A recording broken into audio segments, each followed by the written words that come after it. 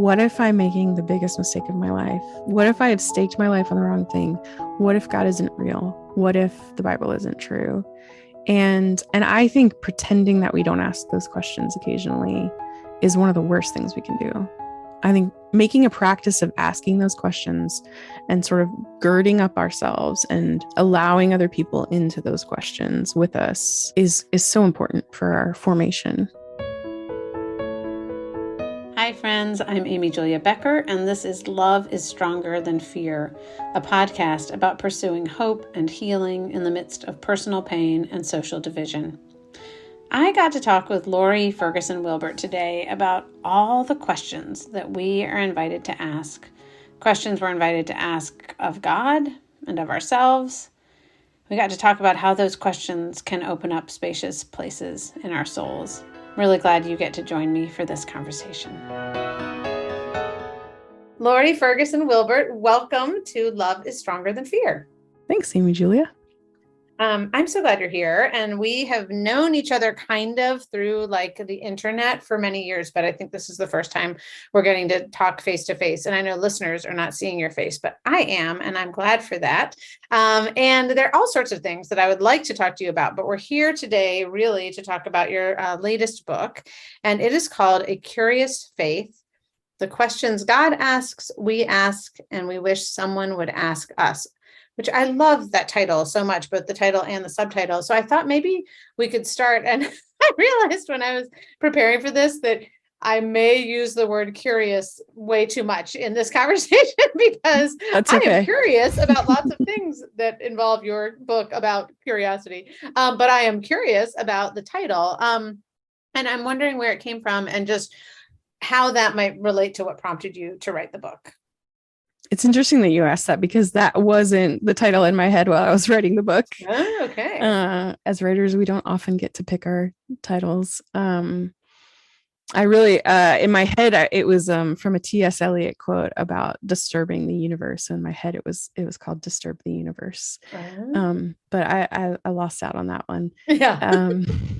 Yeah. So A Curious Faith, I think that the book is about the ways that we engage questions about our faith, about God, about ourselves, the ways we engage questions from God, from other people. I think so often our faith tends to be in something bedrock that we can see, like tangible things. Mm-hmm. And I wanted to explore, what does it mean to exercise curiosity about things we can't see?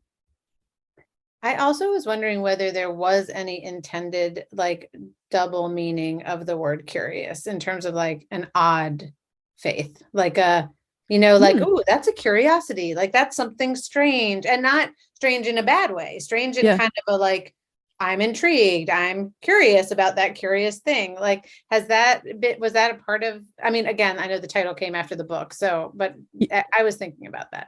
Yeah, I love that you brought that up. I actually haven't thought about that, but I love that idea because I do think that peculiar, that's a good word of peculiar. What you're saying. I do think that it's peculiar in the church today.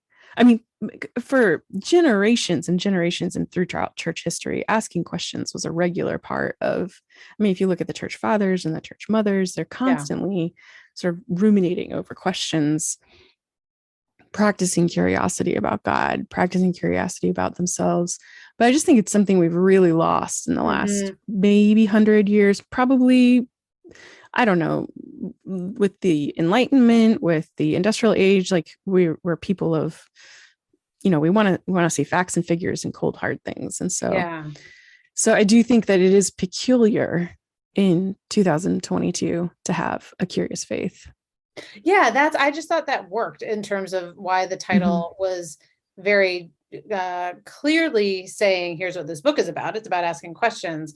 But then there was this kind of like subtle suggestion that there might be something even in the act of asking questions that was curious, that was peculiar. And I think you're right even about that a little bit in terms of like, I guess you write about your own journey as a Christian and how really you'd grown up in the church and yet had I think you would call it like a conversion experience as an adult.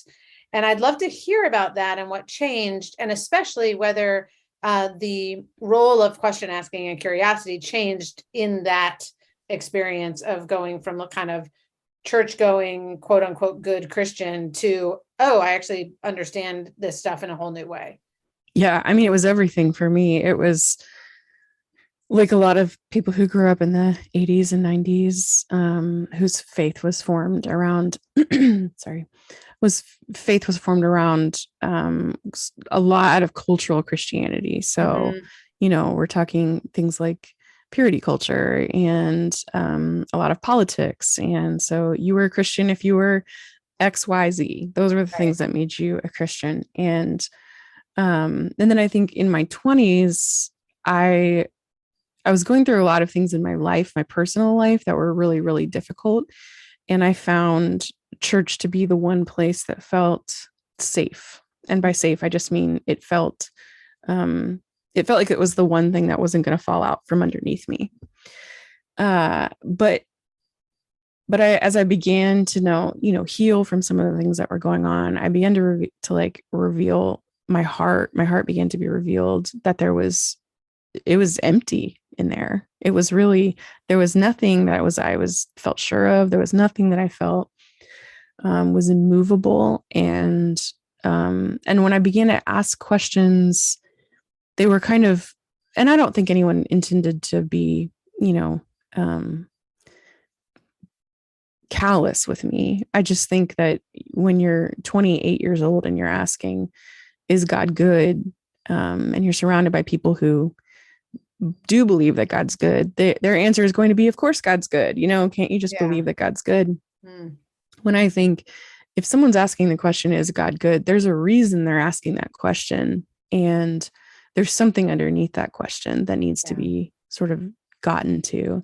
And that takes curiosity, it takes a willingness to be curious about our own lives. It takes a willingness for other people to be curious about our lives. And when I didn't experience like the goodness of curiosity in those years, I just kept going down and down and down until I ultimately was like, I just don't believe God is good. I don't believe he exists.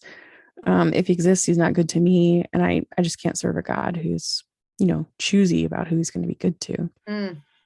And the Lord, I mean, through this amazing sort of weird coincidental chain of events, brought me to a place where one of the first things I heard from the pulpit in this church that I was beginning to go to was, we're not afraid of your questions, and God's not either. And that was like this, awakening for me, where I thought, wow, there's a wide pasture. If I can entertain the possibility that God might be good. I'm not saying he is, I'm not saying he exists, but if I can entertain the possibility that he might be good, what is goodness to me? Goodness is permissive around questions. That was how I equated goodness. It was Psalm 16 says it's a pleasant boundary line. And so, asking questions sort of became the,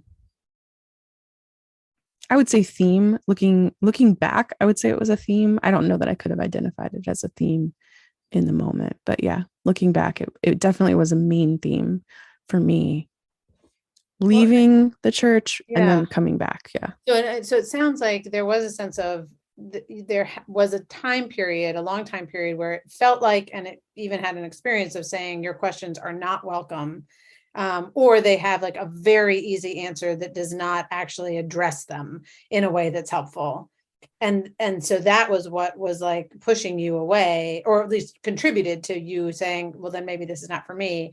And then hearing that your questions were welcome opened up a way to say, okay, then maybe I can find out more, and maybe there is something here for me. Is that accurate? Like, totally accurate. And I want to be careful again to not characterize anyone from before as like, they're not bad people. Right. I think they just didn't have a rubric for how to question faith without losing it.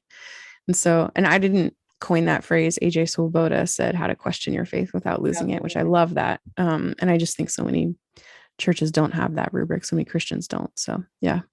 Yeah, I remember I worked for a parachurch youth ministry right out of college. And so one of the things I got to do there was just put together like teaching series and was trying to introduce high school kids to Jesus, really. And so one of the teaching series that we put together were questions that Jesus asks and questions that people ask Jesus. And it was such a wonderful, pretty early experience for me.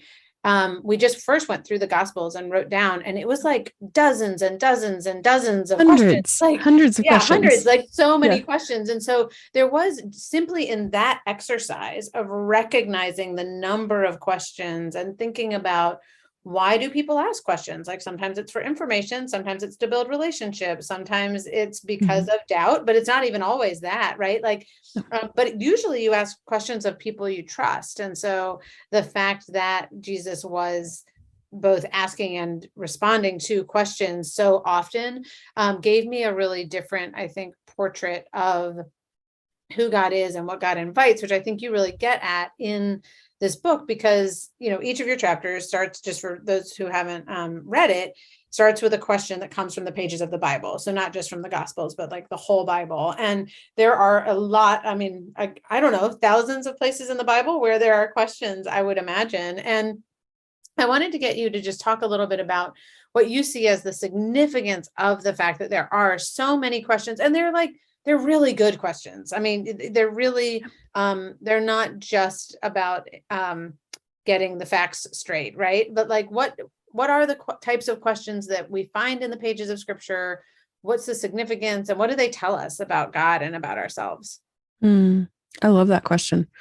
I mean, I think a good practice to hold as humans is the practice of knowing that there's always another question underneath a question.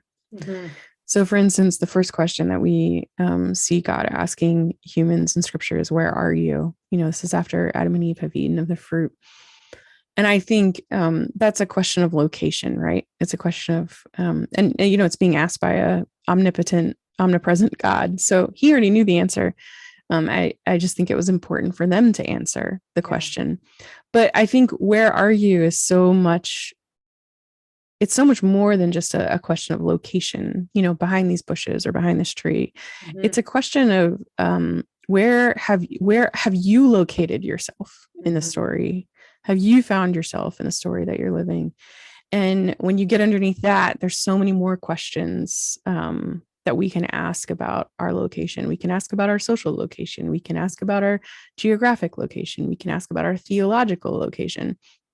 So there's all these questions that sort of should be asked if we're just asking a surface question. And I think all of the questions that I tried to work with in this book lent to that way of thinking, lent to saying there's so much more than meets the eye here in this question. And I'm not saying that was the intention of the asker or the intention of the answerer in those relationships. I'm just saying as believers, we have the opportunity to practice curiosity and ask, what else is going on here? And I think so often in the church, we can kind of answer those questions with an intellectual answer. Well, this is, you know, in the ancient Near East, this is what was happening in that time. And here's why Jesus asked so many questions, because he was he was a rabbi and all those things. We can kind of give those answers, but I'm interested in the sort of existential philosophy, like these kind of questions that sort of tie us up inside sometimes, that we're sometimes afraid to ask. And I think there's so many of those questions in Scripture. And I think you do a great job of pulling many of those out, just that, and pointing out the ways in which God is not asking Adam and Eve to say, essentially not asking them to say, I'm hiding behind the tree, but like to actually come to terms with what has happened and who they are, as much as any sort of like geographical location in the garden, right? And that's true also. I mean, you bring up the some of the Jesus's questions in terms of where is your faith is one I remember you writing about, and that we can hear that as like exasperation, but it might just be an honest question, like, where is your faith? Like, what's going on here? Tell me about it. And I mean, and you think about just the relational role of questions, and if you assume going into it was interesting to me reading this book in terms of the ways in which our assumptions about the character of the other person on the side of a question is going to really affect the way in which we hear that question. Yeah. And so, like, if we see God as accusing Adam and Eve when he says, who told you that you were naked? Or Jesus condemning the disciples when he says, where is your faith? That's really different than if we see God asking, like, inviting Adam and Eve to say, wait, who told you that you were naked? Let's talk about this. I mean, I think about, like, even my kids coming home from school and saying something that is, again, maybe on the surface is true, but it's like, wait, who told you that? Like, what is making you believe that that is the truth about you? And how can we get to some other place together? Or in terms of where is your faith? Like, what if that really was something that Jesus was intending for them to build on together, to explore together? And I guess it seems to me that there was a transition for you between God as someone who might ask questions out of, like, irritation and anger and, like, well, those humans, as opposed to a God who is, like, asking with gentleness and patience and love. And so I'm curious, like, how you even understand how an understanding of God's character affected your own experience of those questions. I mean, understanding God's character was everything for me. In my coming to understand the gospel. The picture that I had of God before I knew his character was so inaccurate. It was so inaccurate. So coming to know and trust his character, it's pivotal, really. But I think it's also really important to understand ourselves. So much has been written about this in recent years, about knowing ourselves and knowing God and having to know ourselves before we can know God. I think one of the things I say in the book is God made you curious because he wants to be found. And that is so important to understand, because we can shame our curiosity. We can shame our doubt. We can shame our inquisitiveness, our skepticism. And I think instead, can we treat curiosity like this labyrinth that leads us to God? Can we treat it like that? And I think if we can, I don't even want to say maze. I'm saying labyrinth on purpose, because I don't think God is, he's not playing with us. Right. He's not trying to get us to move different places and then thwart our plans. He wants us to find him. And for me, a labyrinth is a good picture of that, where, it might take a while to get there, but my curiosity is leading me toward him. And this isn't answering your question exactly, but I think in order for me to know him, I have to know myself. And in order for me to know myself, I have to know him. It's this sort of, it's this very integrated relationship between the two. And understanding his character frees me up to understand my own character, and understanding my character frees me up to understand his character. Because when I start to understand my character, I understand that I'm a created thing. And that helps, it frees me up to say, you are wholly apart from me, and you're wholly different than me. So my understanding of love, my understanding of goodness, my understanding of faithfulness, my understanding of doubt, my understanding of death, my understanding of brokenness, it's not your understanding of these things. And so can I trust that at the very least we are different? And the way that I fear asking these questions, or I fear what's on the other side of doubt, you don't fear me asking questions. You don't fear what's on the other side of my doubt. And that's huge. I think that's really, really big. And it's really hard to get to that place. It really is an act of faith to be able to get to that place. And so, yeah, I think God's character it's pivotal in this process, understanding it. Yeah. And starting from an assumption of belovedness, like that God is love, and goodness and truth, right? And beauty and justice and all of those things, kindness, patience, goodness, all those things. And so, well, if that's the case, and God is God, then God can take it. Like my doubts, my fears, my petulance. I mean, even if I am being like a really whiny or stubborn or any of the negative things I might think about myself, even that, like God can take it. And oftentimes that's actually not what I'm doing. And so I certainly don't need to assume that God will respond to my fears, doubts, or just my curiosity, like, I don't get it, with anything other than loving kindness, even if that might come out by way of, you write about Job, and where God is basically like, you gotta sit down and understand who I am before we can go any further,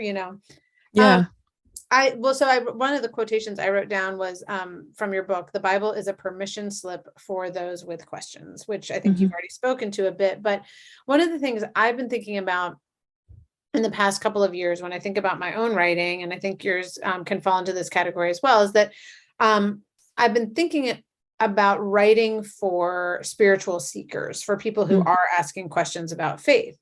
And I hope that is true, that that's something I'm doing. And I want to be accessible to people who are not just like, oh yeah, I've signed on the dotted line and I know who Jesus is and whatever. But I've also realized that I am writing for spiritual seekers who are Christians as much as I'm writing for spiritual seekers who are not Christians. And that in fact, there's a real congruence between people inside and outside of the church, or whatever we want to call it, when you're willing to ask questions. And so it seems to me that sometimes Christians assume that the questions stop once you have faith. Like that there's some difference between having faith and having questions. And, because it's like, oh, we're a seeker-friendly church, right? And then once the seekers have their questions answered, they are Christians, and therefore they're no longer seekers, and we're done. And I'm like, well, wait a second. I'm a Christian and I'm a seeker. Like I still have a lot of questions, and anyway, that's been a helpful recognition for me. But I'm also curious if you can speak to just why do we think that faith and curiosity, or faith and questions, are actually at odds with each other?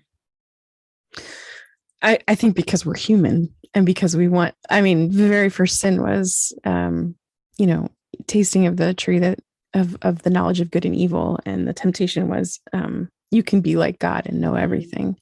And so this isn't a new struggle in our flesh. This is as old as time. And I think we can almost take that temptation of wanting to know everything, and we can, in the church, we can say, well, we're going to swing the pendulum the other way. We're going to get as far away from knowing everything. We're going to get as far away from the desire to know everything as possible. And we're just going to say the answer is Jesus. And nothing else is allowed to be talked about. Nothing is allowed to be explored beyond that. Or the Bible said it, we believe it, and therefore it's true. And the answer is Jesus, and the Bible is true. But because of those two things, that means that there's a lot of space between wanting to be like God and know everything, and choosing to not entertain questions at all. And but I don't think we should be ashamed of either having questions or be ashamed of the fact that we have been, I think, culturally in the church, we've been silenced against having questions. I think both of those two things are just responses to living in a world where we don't understand everything, and where we want to, or we're just afraid to ask, and we're afraid to exercise faith. It's really hard to be a human in the world, right? Like it's just hard. And I think the more grace we can have for ourselves and for our fellow travelers in that, the better that our journey will be. I don't know if that answers your question exactly, but I don't think there's one answer to the reason why we're so reticent. And I'm wondering, just in hearing you talk about this, whether there is like a modern dimension to it, in the sense that, before, let's call it the printing press, the Enlightenment, whatever, there was just an assumption, and even, maybe for a couple hundred years afterwards, that God existed. Like that was not actually a question. It wasn't like people weren't allowed to ask it. It didn't, in the same way that we're not asking the question of whether the atmosphere exists. Yeah, it does. We know that, like, that's just a given. And so I do wonder whether once you've pulled the thread on God's existence, which we have in our modern world, whether your point before, which is like behind every question is another question, and whether there is just a fear that I'm going to get to the ultimate question, which is, does God exist? And even behind that, because if the answer is no, well, then does that mean that love doesn't exist? And that like all of these other things, these attributes of God don't exist either. And there is a sense of like, is there a backstop? Like, is there a place where this does on some level finally land? And maybe that is like, it lands with faith, not with certainty, in an actual personal God. But I think there's maybe a particularly modern fear of asking the question that leads to the question that leads to the question, because so much of our world has, concluded like, no, like none of this, the Bible's not true. Jesus was a real person, but not, who he said he was, and God does not exist. And therefore, eat, drink, and be merry. I think it's so interesting that you asked that question, because I think we so often ask the negative question. Is God real? What if he doesn't exist? What if love doesn't exist? What if morality and all these things, and they make us spiral out? We very rarely ask the question, what if God does exist? What if love is real? What if love is as good as I want it to be? Like when I imagine love in my mind, what if it's even better than what I imagine it to be? What if justice is better than what I see around me? What if God is better? What if God does exist and is better than I think he is? We so rarely ask that question. Well, and there is like there's the problem of suffering and the problem of evil, but there really is a corresponding problem of good, and of kindness and of gentleness, all of those things, which I think is getting at part of what you're saying, that and I wonder whether curiosity, hopefully is an invitation not simply to ask the hard questions, but actually to ask those like wonderful questions of like, oh, maybe it's true. I think I don't want to give away the ending, but I'm going to give away the ending. At the end of the book, the answer is Jesus. But at the end of the book, the question that Jesus is asking Peter, like, do you love me? Do you love me? Do you love me? And the question I ask the reader is, can you love God? Can you trust God's love for you? Like, can you trust that it's almost too good to be true, instead of too terrible to be lived? And I think it's so important for us to recalibrate our lives in a sense to asking to risk, because it feels like such a risk to ask if something is good enough, or if it actually exists, or if it's as good as I want it to be. That feels so much more risky in my mind than to ask questions about the negative. And I'm not sure why, but probably because it's hope, and hope is really hard. Yeah, and hope is, I think, particularly hard without an anchor, right? I mean, I'm just like, and to think that there's so much that we don't know and we won't know, and so on the one hand, there's a tremendous freedom in saying, I'm going to put my hope, I'm going to put my trust, I'm going to put my faith in the one who knows, in the one who is love, in the one who is justice, and all of those things. And there's like this cynical voice in my head that says, that what if it's all going to fall apart? What if it's all for naught? And I think I just want to say, like, I think that's okay. Like, I think probably more of us, even more faithful Christians than we know, occasionally have that thought in the back of their minds. What if I'm making the biggest mistake of my life? What if I have staked my life on the wrong thing? What if God isn't real? What if the Bible isn't true? And I think pretending that we don't ask those questions occasionally is one of the worst things we can do. I think asking those questions, making a practice of asking those questions and sort of girding up ourselves and allowing other people into those questions with us is so important for our formation. Which leads me to like, there's a lot in this book of your own story of loss and absence and things not working out as planned and traumatic events and just a sense of deprivation, like all of these hard things. And that leads to this classic question of like, where is God when it hurts? Why do innocent people suffer? How do we understand goodness and love alongside human suffering, right? That whole set of like philosophical, ethical, spiritual questions. Yeah. And certainly, I don't think you cracked the code in a way that I didn't even try. Right. But I am curious, like, whether writing this book changed any of those questions for you, or kind of not landed you again in some like neat and tidy answer, but gave you any more sense of grounding in facing suffering and loss. I'm really glad you used the word grounding, because for me, it's a very visual picture that I have of God and my questions around suffering and loss and absence and all those things. And the picture is what I said at the beginning. Psalm 16 talks about that pleasant boundary line that's fallen for me. Indeed, I have a delightful inheritance. And so when I think about the fence that God has around my questions and my life, it is a giant fence. And it contains a very green pasture. Yeah. A lot of space to wrestle. I'm not going to arrive in the new heavens and face Jesus, and he is not going to say to me, man, you were just too curious about me.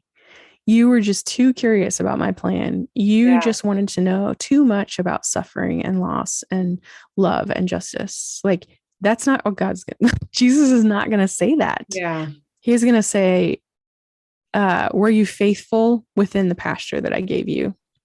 And the pasture that he's given me, and I think the pasture he's given every Christian, is a really generous pasture in which we can wrestle and we can practice curiosity for a really long time, for the rest of our lives. And so I would say, in answer to that question, I don't know that I have arrived anywhere that is more solid or more firm. I have arrived into a place where it's like, wow, I'm so grateful for the generous pasture in which I find myself. I'm so grateful that I don't live a straitjacketed faith anymore. I'm so grateful that I don't think that God is this punitive God who's like ripping things away from me as soon as I lose my faith. He's not disappointed in me constantly. I'm his beloved. He loves to see me frolic in the pasture. He loves to see me rest beside still waters. And he loves too for me to explore that pasture, to find out what's behind every rock and tree in the pasture.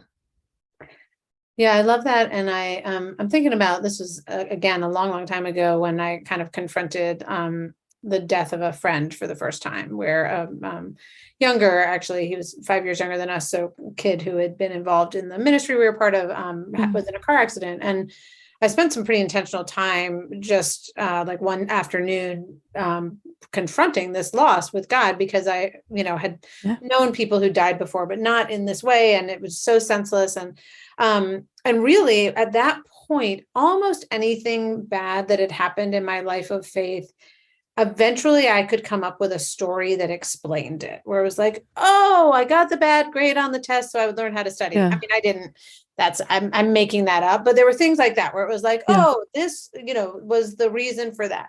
Yeah. And there was no reason. Like, and in fact, I mean, I now can look back on it and I'm like, yes, it is. I would much rather live in a world in which there is absolutely no good reason for a 19-year-old to lose his life in a car accident, as opposed to that was something God did for thus and such a purpose. Like, so I'm relieved at that answer that isn't an answer. But really the only thing I heard in 3 hours of like sitting on this bench and crying out to God was the words, I understand that I do not understand. Like, that was where I had to leave it, was like, I either trust you enough to say, even though I don't understand, I'm going to keep going, or I don't. And I think the don't would have been fine in that moment too, right? To your point about the expansive pasture, but that actually was really comforting to me, that sense of like, I'm never going to understand this. And there's actually some goodness in that. God's heart is grieved by young people dying in car accidents, like period, end of story. And that was again a place of invitation to question. It didn't shut the questions down, but it also was kind of a different answer than maybe the ones I had ever had before, where it was like, oh, it makes sense of it all, like beginning, middle, end. Now I'm done, as opposed to like wide open world where some bad things happen and I don't understand it. And there's a lot of beauty and goodness, and I want to be a part of that. So we're going to, and that's faith. That's faith. Like that's this juxtaposition between like, I do not understand. I cannot put my faith in something that I can sink my teeth into in this situation. And yet I am going to be okay with the fact that I don't understand. That cross point right there, that's faith. Yeah. And that's a curious faith. I think we're just so quick to call what we understand faith. And I think, honestly, I think about what we're seeing in the church right now, and I'm just seeing people constantly fall away from the Lord, or what I perceive to be falling away from the Lord. And really what it is they're falling away from institutions. They're falling away from people because they put their faith in those things. And I know, because I've been there. I've put my faith in institutions, put my faith in people. But that beautiful sweet spot of when we can say like, I believe, help my unbelief. That's faith. Right there. That's faith. And it's hard to live there. It's like almost impossible to live there because we're human and because we don't like that sort of tension that happens. It's not natural to have that tension. And yet I think it is really good.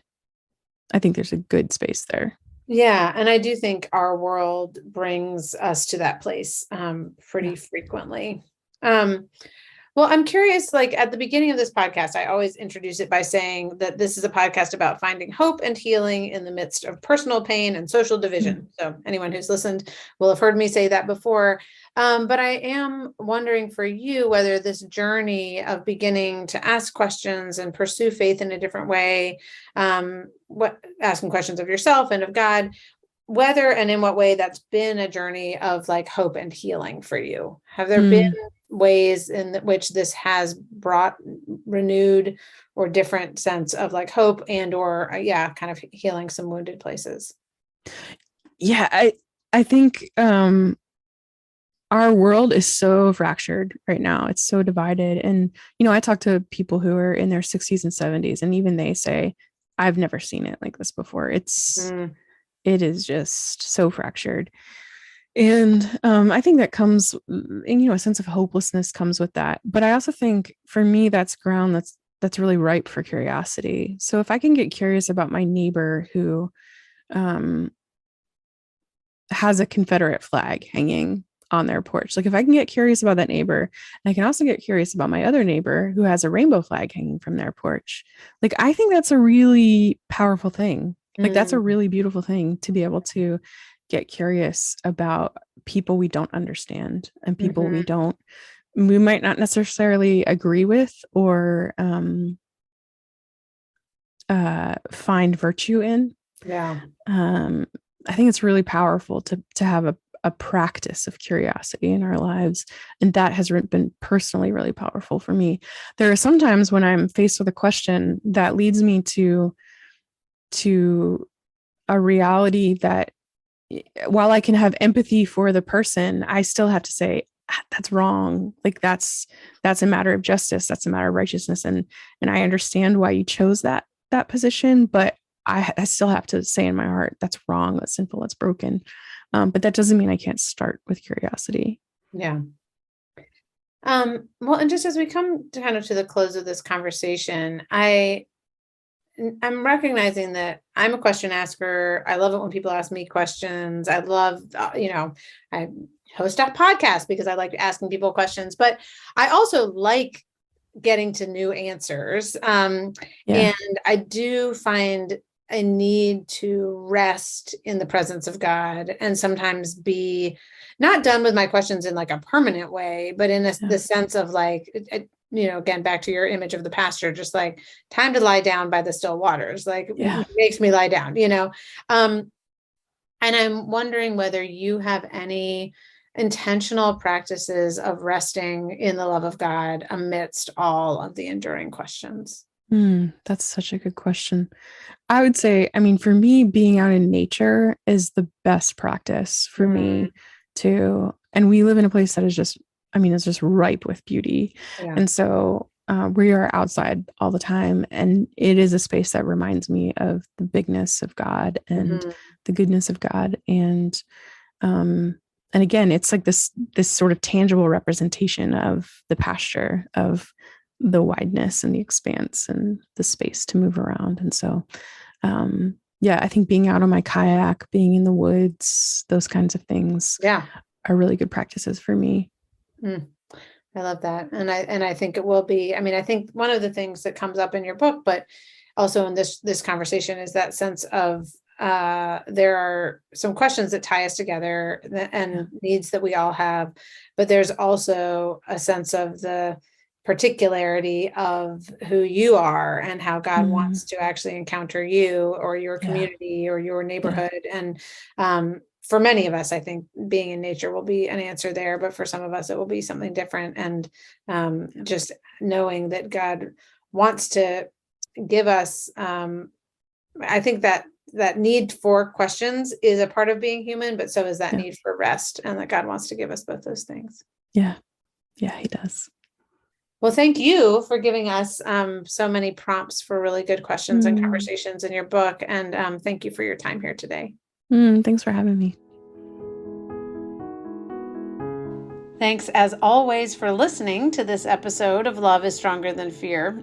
We rely on word of mouth around here, so please let other people know if you enjoyed this episode, and please also leave a rating or a review wherever you get your podcasts. It really helps to get the word out.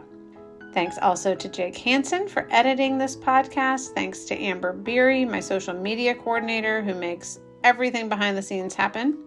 And finally, as you go into your day-to-day, I hope and pray you will carry with you the peace that comes from believing that love is stronger than fear.